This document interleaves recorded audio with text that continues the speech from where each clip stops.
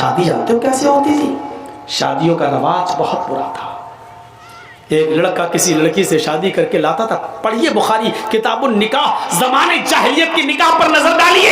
एक लड़का किसी लड़की को निकाह करके लाता था, लेकिन उसके साथ रात सोता नहीं था, जिसको हमारी ज़बान में बोला जाता है शबे ज़ुफ़ाफ़, नहीं मनाता था, और जिसको हमारी आम भाषा में बोला जाता है सुहाग रात, वो लड़का अपनी बीवी के साथ नहीं मनाता था।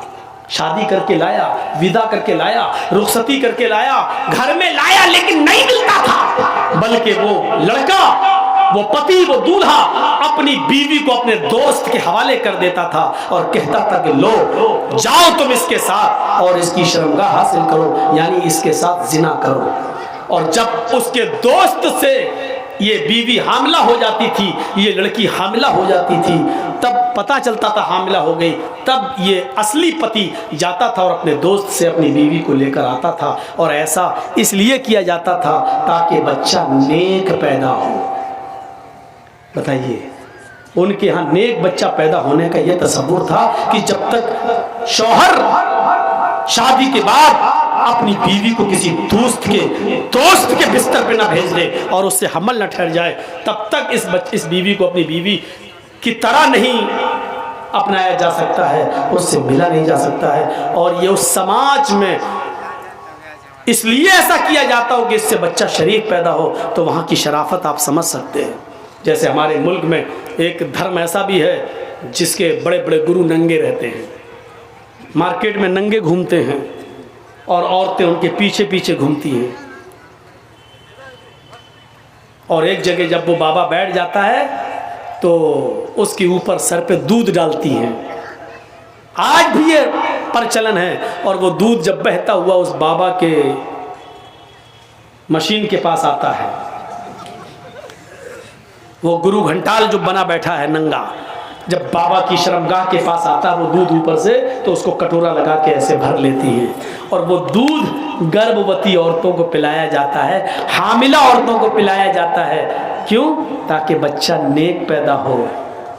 अंदाज़ा लगाओ, मशीन के पास से आया हुआ दूध और कटोरे में भरा गया हो वो दूध जब गर्भवती औरत पिएगी तो बच्चा कितना शरीफ पैदा होगा, इससे आप अंदाज़ा लगा सकते हैं। उसकी शराफत का हाल क्या है, यहीं से आप अंदाज़ा लगा सकते हैं। तो वो ऐसा होता था। निकाह का दूसरा तरीका अरब के अंदर ये था, निकाह का दूसरा तरीका अरब के अंदर ये था कि एक ही औरत के पास 3 से ऊपर और 10 तक लोग, 10 से ज्यादा नहीं, 10 तक लोग आते थे। 3 भी हो सकते हैं, 4 भी, 5 भी, 6 भी, 7 भी, 8 भी, 9 भी, 10 भी, 10 से ज्यादा नहीं। उस औरत के पास पूरे साल जाते हैं। जब बच्चा पैदा होता तो वो उन 10 को, जितने लोग उसके पास आए, वो सबों को बुलाती और कहती कि तुम्हारा मामला तो मालूम है, तुम भी हमारे पास आए, तुम भी हमारे पास आए, तुमने भी हमसे मुलाकात की, तुमने भी हम बिस्तरी की, तुमने भी हमारे जिस्म से खिलवाड़ किया, सब तुम्हें तो मालूम है ना। सब कहते हाँ। मजाल नहीं थी कि ना आए कोई, आना पड़ता था। ये समाज का नियम था, आना पड़ता। जितने लोगों ने उस औरत के साथ जिमा किया, हम बिस्तरी की, जिना के, सब आते। वो औरत कहती अब ये बच्चा पैदा हुआ है, सब खामोश बैठे रहते। उस औरत को इख्तियार होता, वो बच्चा उठाती और उन लोगों में से जितने लोगों ने उसके साथ जिना किया, अपना बच्चा जिसकी गोद में डाल देती। ये उसकी बीवी मान ली जाती, वो उसका पति मान लिया जाता, और उसका बच्चा वही मान लिया जाता जिसकी गोद में डाल दिया, ये उसी का बच्चा है। ये शादी का दूसरा तरीका था अरब के अंदर।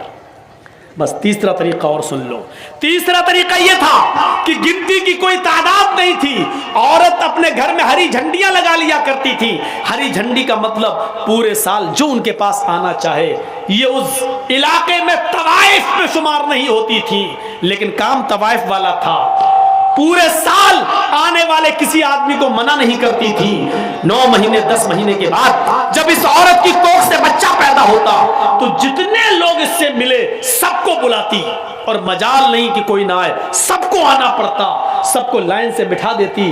खाने काबा जो पहले उनके हाथ में था, वहां कयाफा शनास को बुलाया जाता।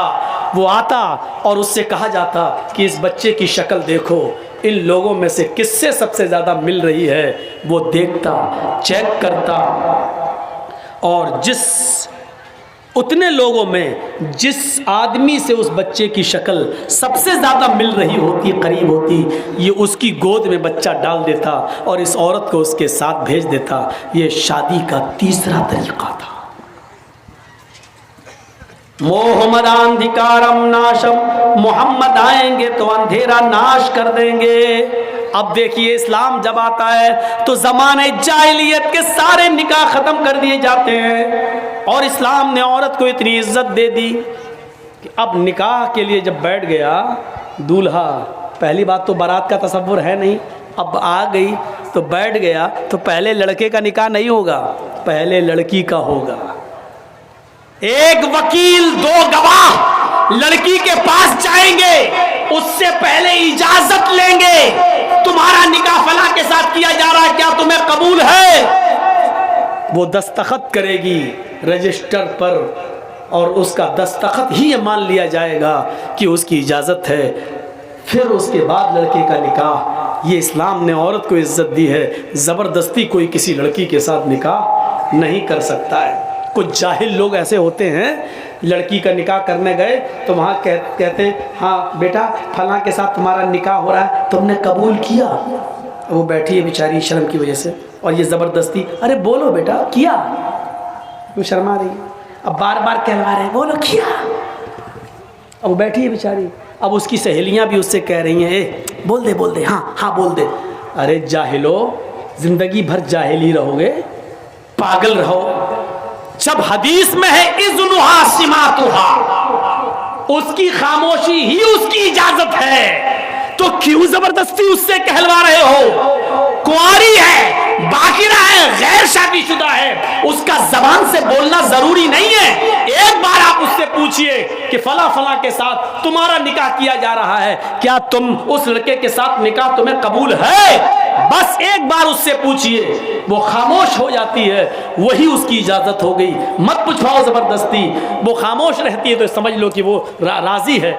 शर्मीली होती हैं लड़कियां, नहीं बोलेंगी जल्दी, इसलिए बुलवाओ नहीं जबरदस्ती। वो खामोश है, समझ लो कि उसने इजाजत दे दी, रजिस्टर बढ़ाओ और कह दो कि दस्तखत कर दो। पढ़ी लिखी है तो दस्तखत कर दे, नहीं पढ़ी लिखी है तो अंगूठा लगा दे, हो गया निकाह, उसकी इजाजत हो गई। उसका जबान से कहना जरूरी नहीं है। फिर लड़के के पास आइए और लड़के का निकाह पढ़ाइए। इस्लाम ने ये इजाजत, ये इज्जत दी है लड़की को। लड़के वाले को पैगाम भेजना पड़ेगा लड़की वाले के पास। आजकल तो लुट्टा सो रही है। लड़कियों के माँ बाप पहले ही हाँ ये लड़का अच्छा है, उनके माँ बाप से बात कर रहे हैं, ठीक है भाई मेरी बेटी आपके लड़के के साथ निकाह। लड़कियां वाले आज जा रहे हैं, जबकि लड़की वालों को हक, ठीक है जा रहे हैं, मैं मना नहीं कर रहा हूं, इजाजत है, जा सकते हैं, लेकिन इस्लाम लड़के वालों को हुक्म देता है कि वो लड़की के इससे रिश्ता मांगे, लड़की के माँ बाप के पास जाएं, उनसे लड़की तलब करें। इज़ा खतब इलैकुम मन तरज़ौन दीनहु व खुलक़हु, आए लड़कियों के माँ बाप, लड़कियों वालों, जब तुम्हारे पास किसी लड़के का पैगाम निकाह के लिए आए, तुम्हारी बेटी से शादी के लिए आए, और उस लड़के का अखलाक तुम्हें पसंद हो, उस लड़के की दीनदारी तुम्हें पसंद हो, फज़व्विजूह, तो अपनी बेटी का निकाह उस लड़के के साथ कर दो। इनकार मत करो। अगर नमाजी है, रोजदार है, बाअखलाक है, कमाता है, आपकी बेटी को खिलाने पिलाने की ताकत रखता है, बस इतना देख लो, अगर उसकी दीनदारी, उसका अखलाक तुम्हें पसंद आ जाए तो अपनी बेटी का निकाह उसके साथ कर दो।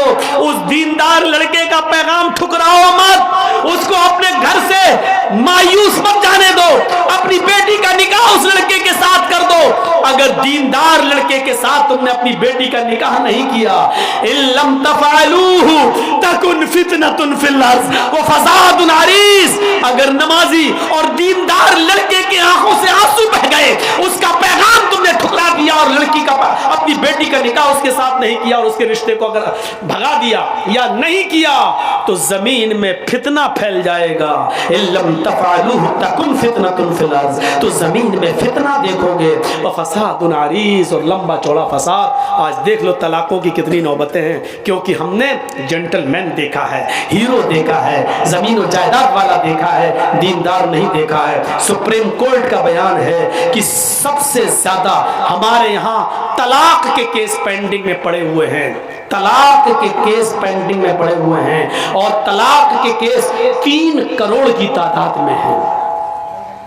तलाक के केस कितने हैं सुप्रीम कोर्ट में? सुप्रीम कोर्ट ने कहा 3 करोड़ तलाक के केस पेंडिंग में हैं, और इन 3 करोड़ तलाकों में 2 करोड़ से ज्यादा सिर्फ मुसलमानों के केस हैं, सिर्फ मुस्लिम औरतें और मुस्लिम मर्दों के केस हैं जो सुप्रीम कोर्ट में पेंडिंग पड़े हुए हैं। आप आइडिया लगा सकते हैं, मुसलमानों की तादाद तो हिंदुस्तान में इतनी ज्यादा नहीं है, सब मिलाकर 3 करोड़ तलाक के केस पेंडिंग में, और 3 करोड़ में 2 करोड़ से ज्यादा सिर्फ मुसलमानों के केस। इससे आप अंदाजा लगाइए कि मुसलमानों ने दीनदारी देखना शुरू नहीं किया है, दीनदारी को देखना छोड़ दिया है। चाहे लड़के वाले हों, लड़की में दीनदारी नहीं देख रहे हैं, लड़की वाले लड़कों में दीनदारी नहीं देख रहे हैं, इसलिए तलाकों पर नौबतें आ रही हैं, जो हमारे लिए बहुत बड़ा अलमिया है और दर्द सर है। इसको हमारे समाज और सोसाइटी को सोचना पड़ेगा और देखना पड़ेगा। तो मेरे प्यारे साथियों, अल्लाह के नबी का नाम मोहम्मद भी आ गया, अंधेरे को नाश करेंगे, और आपने अंधेरे को नाश कर दिया।